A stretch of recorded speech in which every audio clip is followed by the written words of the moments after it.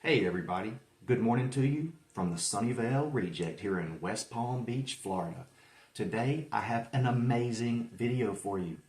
Well, at least I hope you love it, because today we're going to learn about this author together, and that author is Peter Straub. That's right. You probably know Peter Straub. You've probably read a lot of his books. If not, maybe heard about him through Black House or The Talisman, which he co-authored with Stephen King. I know nothing about Peter Straub. Well, strike that. I knew nothing. Recently, I started to watch his interviews and craft lectures and things like that, and I've fallen madly in love with Peter Straub. He just seems like a cool-ass, fun-loving guy. And from what I can understand, from what I can grasp, from what I'm seeing and hearing about him, he seems like he's one of the more literary writers in all of horror, not just in the modern era, but all of horror. I'm reading really great reviews about some of his books, and then Dark Matter, for example, gets horrible reviews. But I think that's because people expect that prominent horror, that's not so subtle, and I think Dark Matter is a little bit more subtle. But Peter Straub, he's written over 60 books. He's won some awards. He was born in Wisconsin in March the 2nd, 1943. That's right. And he died in 2022, September the 4th, making him 79 years old. And when he died, we lost a major player in the horror genre. I mean, one of the best horror writers America ever produced. So let's take pride in that fact. And let's give this man props. A while back on his website, I don't know if it's still there, but it said that when he was a young kid, he was hit by a car at 7 years old, and he was in the hospital for a long time. And it was then that he understood really how dangerous life can be. Now, he's the son of a nurse and a salesman. His mother wanted him to be a doctor, but his father wanted him to be an athlete. Peter Straub said that when his father looked at him, he saw a Green Bay Packer. Pardon me.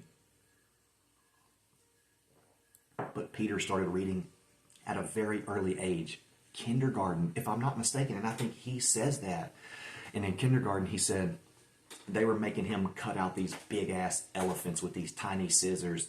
And little Peter Straub said, "What the hell am I doing? I'm wasting my time. I don't want to cut out elephants. I don't want to read no Dick and Jane. I want to delve into some serious literary novels."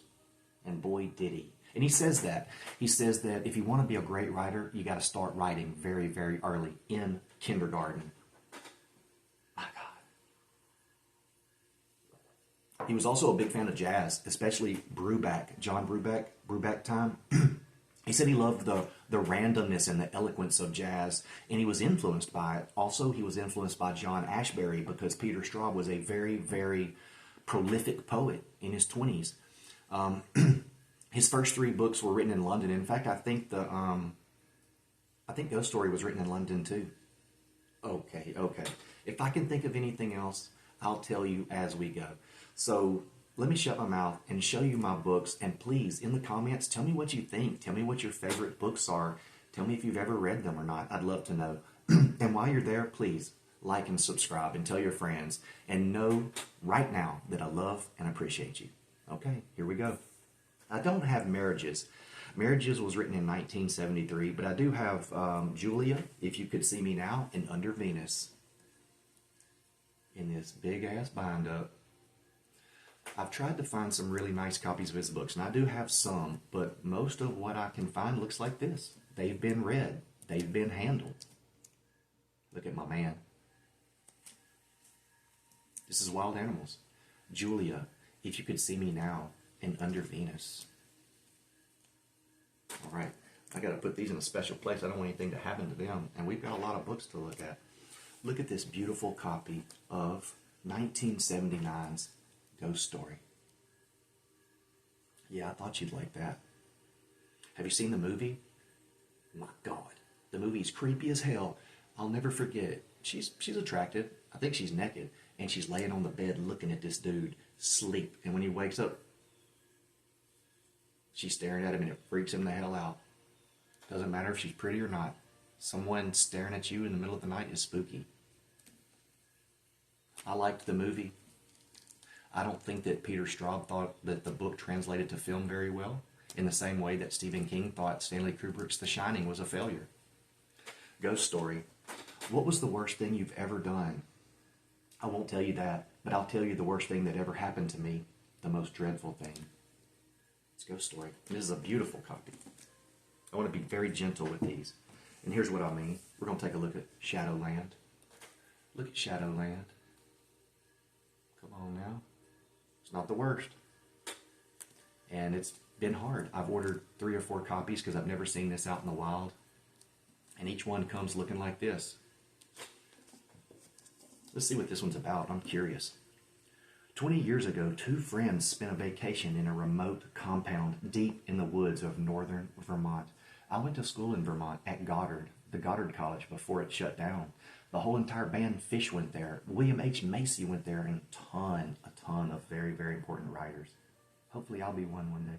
All right.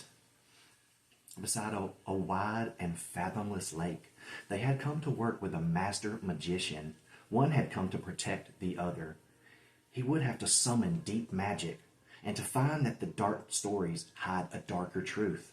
Shadowland is a country of the imagination. Shadowland casts its spells upon the soul. It sounded like I was reading that kind of, I don't know what you call it, but there it is. That's why I was reading it the way I was reading it. Shadowland, what do you think? Have you ever read it?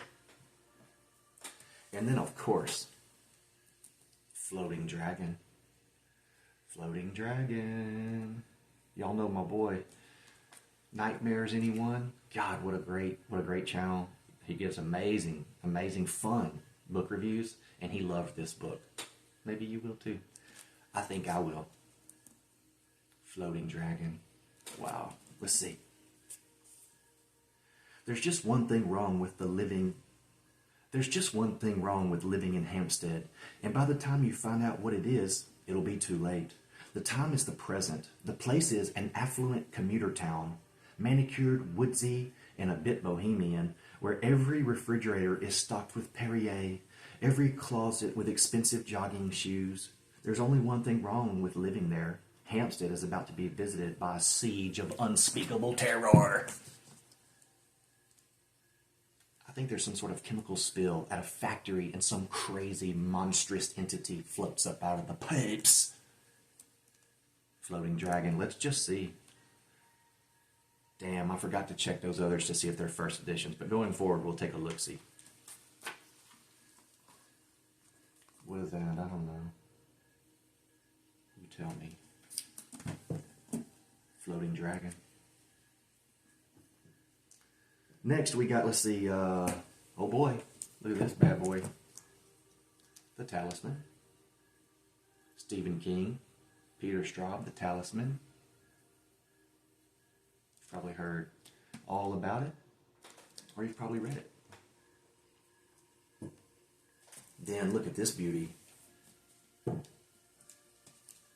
Coco. Damn it! I just said we were going to start looking at books to see if they're first editions. Let's see if the Talisman is a first edition. Guys, I can't tell. You tell me, I can't tell.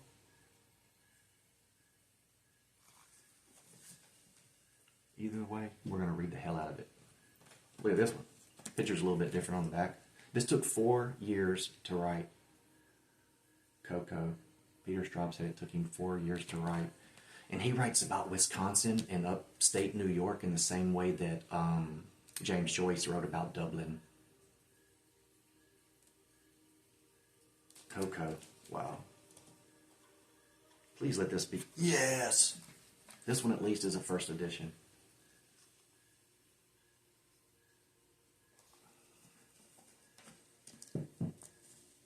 Coco. Years after the end of the Vietnam War, 4 veterans, members of the same platoon, meet at the unveiling of the memorial in Washington.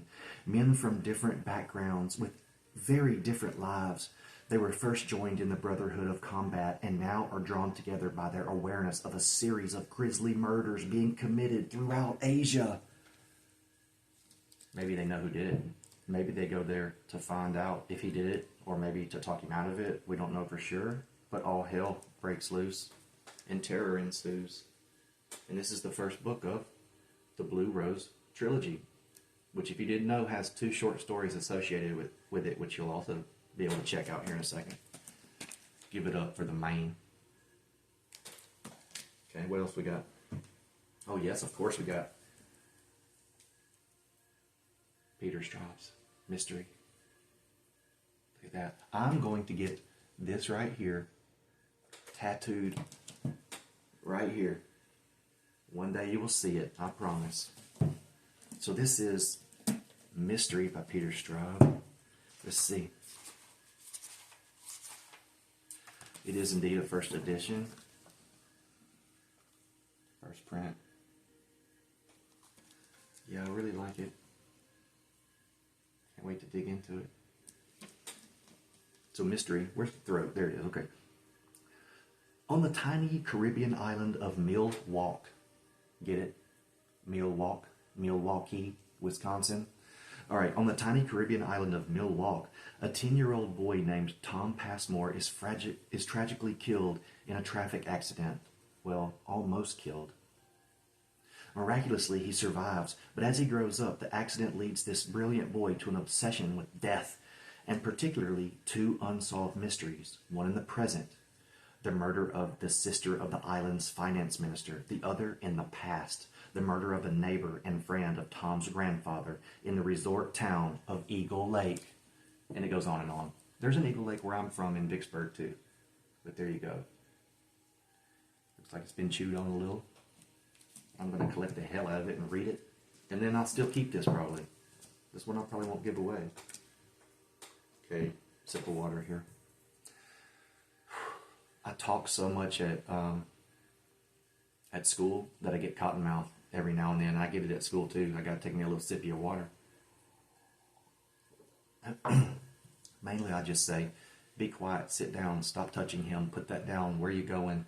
And to tell you the truth, I want to be in an environment where the kids are more receptive. And so I know I've threatened to quit a bunch of times, but I can tell you for sure I'm on my way out. I'm looking for bigger and better things. I've done all I can do there.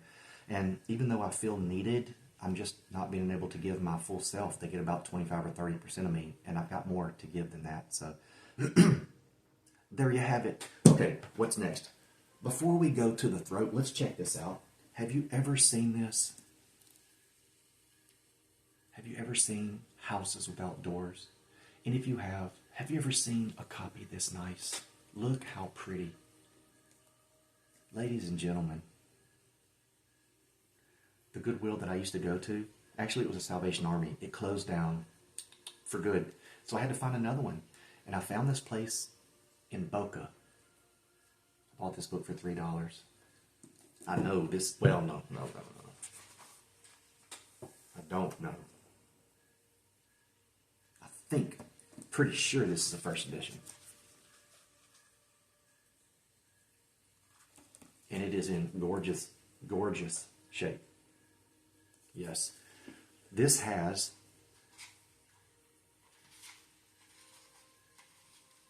the Blue Rose and the Juniper Tree, which are tied to the Blue Rose trilogy.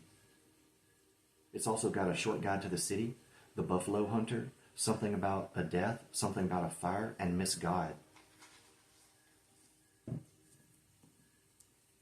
Houses Without Doors. Get you some. Okay. Okay, where to go from here? We gotta take a look at this one. Look at this chunky ass book. It's the throat. Look at that.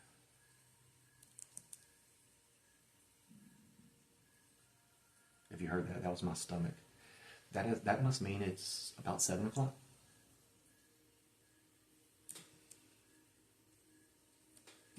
A.m. Look at my man contemplating his next spooky ass novel. Look at it. Yeah. Okay, so the throat. Let me get on with it. This is the throat. Blue Rose trilogy. The final book. I don't know. Well, no, this is a first printing.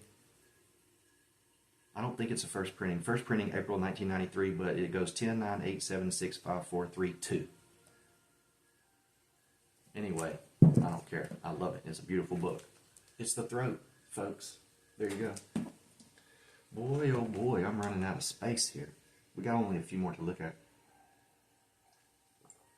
Don't worry, it's not vodka or gin, just water. Okay, let's see the throat. So next we got, you know what? Let me go ahead and show you this one. I have a better copy of this book coming from Pango. Man, if I'm going to have a book, I want it to look nice, and I want it to be the right copy, and I want it to have the embossed, font on the cover and stuff. And look at this. It's Magic Terror, but it's not a first edition. But I have it coming from a Pango seller who sent me a beautiful copy and gave me a good deal. That's why I like Pango so much. You can write folks and say, can I see more pictures, or please can you give me a discount, that kind of thing. Sometimes they will, sometimes they won't, but I'm very grateful when they do, and I give them a great review. I always write good reviews, man. I don't write bad reviews for nobody. All right, so what's this about? Seven Tales. With Magic Terror, the best-selling author of Ghost Story and The Talisman with Stephen King has given us one of the most imaginatively unsettling collections in years. The terrain of these extraordinary stories is marked by brutality, heartbreak, despair, wonder, and an unexpected humor that allows empathy to blossom within the most unlikely contexts. I'm going to stop there. It went on, but that's pretty nice. That's beautiful. When Peter Straub turns on all his jets, no one in the Scream factory can equal him. That was Stephen King. I think they were homeboys. If you ever check out his interviews, check out the interviews where he's talking about how Stephen King and him wrote The Talisman and Black House. Very interesting process. And, old boy used to write on a typewriter. One finger, boop, boop, boop, boop. Can you imagine? That's a hell of a job. Also, one thing he says to wannabe writers, and I mean that with all due respect, is that it's a very, very lonely experience because you have to accommodate that loneliness and that solitude to be able to write. And he said most people want to be writers. They walk in the room, they see what it's like, and they run out as fast as they can. It's Seven Tales by Peter Straub. It's Magic Terror. And this one has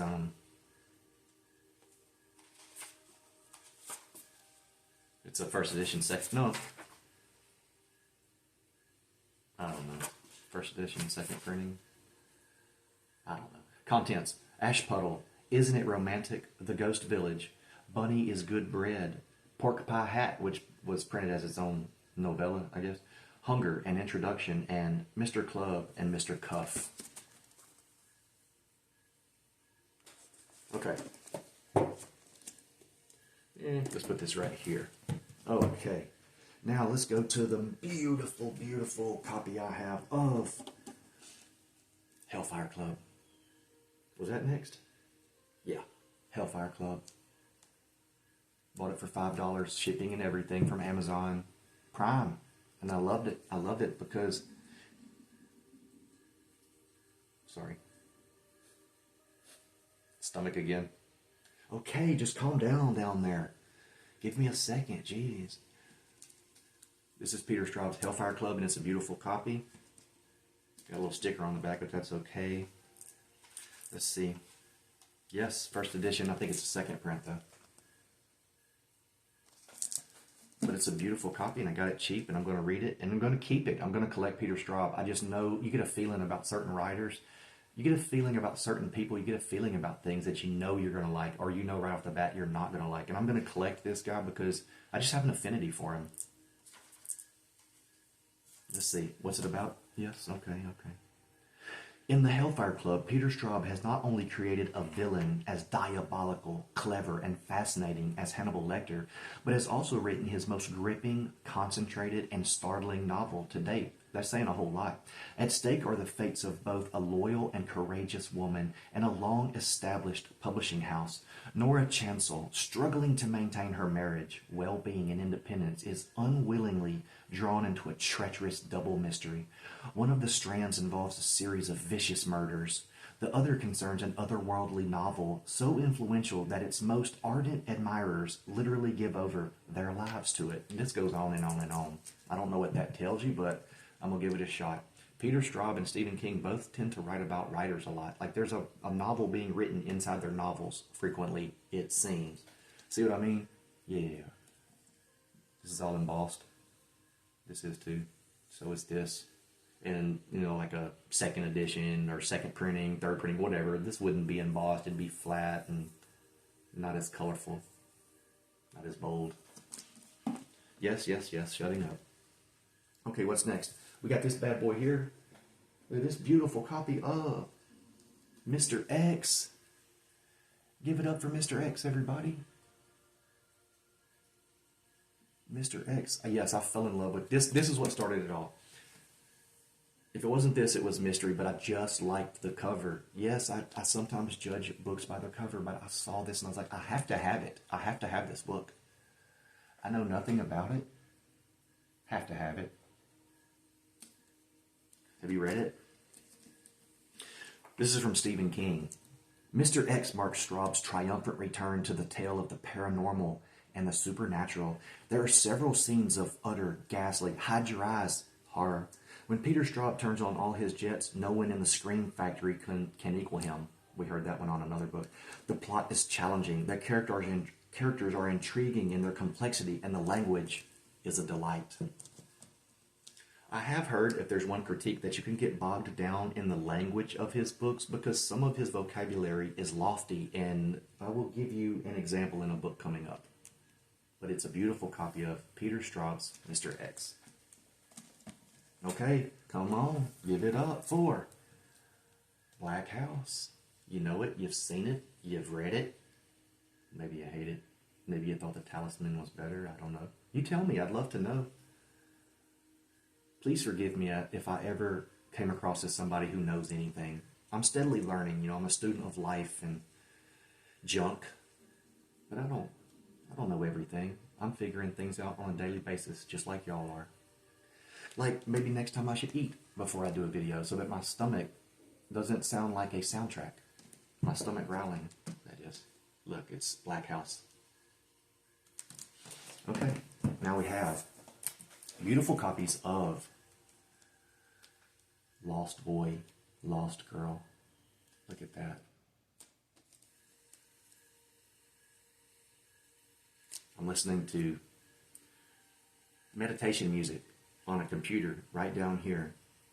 And it said no ads. If an ad pops up, I'm going to be furious.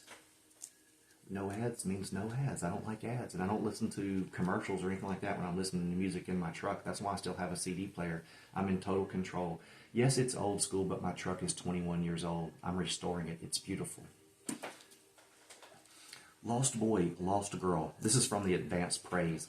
A strange and wonderful webwork of a book. It's a murder mystery, a ghost story, a haunted house tale, a serial killer tale, while also being an examination of the ways in which family ties bind us and hold us down, and how those ties can be loosened. It's funny and heartwarming and genuinely scary and unsettling all at the same time. That's a criticism that people have of his work. There's so many genres, you know, blended up in one book that it's hard to narrow it down and describe it really. He's a genre bending. All right. It left me asking, how the hell does he do that? While also wanting to force other people to read it and ask if it had the same effect on them. That's Neil Gaiman. Neil Gaiman's the best, man. I bet y'all know all about Neil Gaiman. He rocks. See? You want to know if it's a first edition? I do too. Yes, it is. First edition, first printing. Okay. Almost done, y'all. Thank you so much for hanging out with me. I appreciate it. Look at my shirt. It's the Shady Side. It's the Shady Side Witches. Man, my stomach growled again. It's too late to turn back now. It's too late, y'all. We're 24 minutes deep, and I got to wrap this up because you got places to go. You got things to do. Are you decorating for Halloween? How's your house looking? How's your neighborhood looking? It's in the night room. Look at that. It's in the night room. Peter Straub. In the night room. It's a beautiful copy. Damn stickers. Right now, Pango has a copy of this for $4. No stickers, in excellent condition. Grab it up before I do. There you go. And This is the final book that I have of Peter Straub's. Let me take a look-see to make sure. That's it, guys. This is the last book. Let me make sure, because sometimes I have things laying all around me. And this is the book that people give the worst reviews to. Goodreads has it at 2.9. I think Amazon's like 3.0, not much better. But I think I'm starting to understand it a little bit better by reading reviews, and I am going to read the hell out of this book. But like the other one said about all of the genres that are wrapped up in one of his books, this one I think gets a bad rap because of that, because it's hard to narrow down.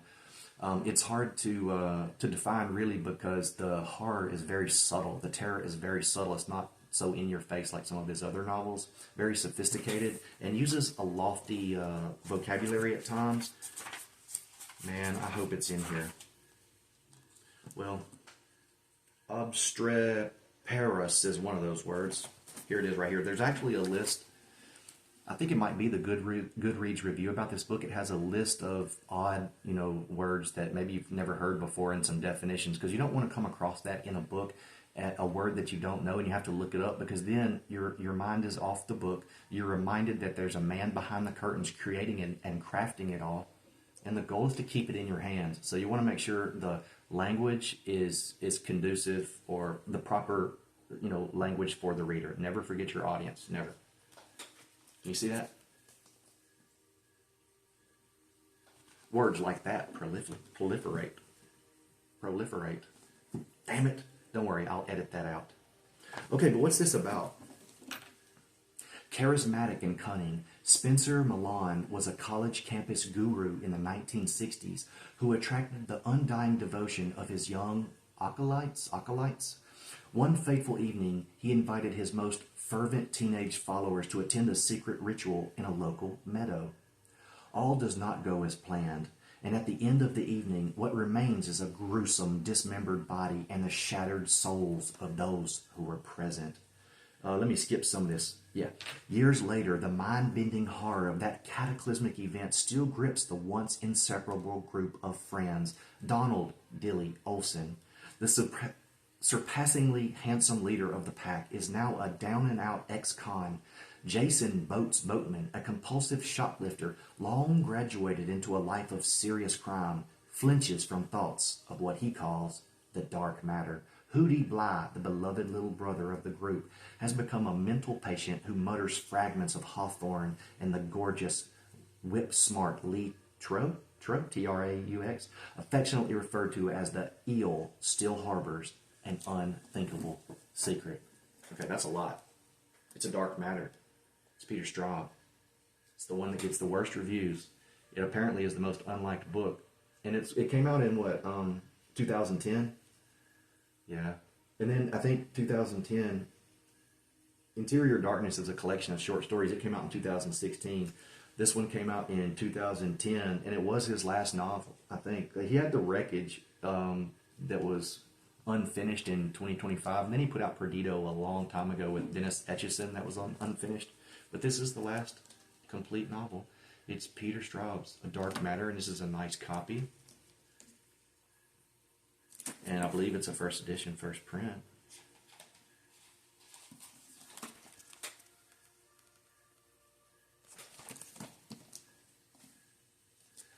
Take a deep breath, guys. You did great. And just like the last drink at a bar, it's quitting time. What do they call that? Last call. All right, guys, get out there and have a wonderful day. Thank you so much. Thank you so much for hanging out with me. I really, really love and appreciate you. Hell, stay cool. Never stop reading. And get ready for one kick-ass Halloween.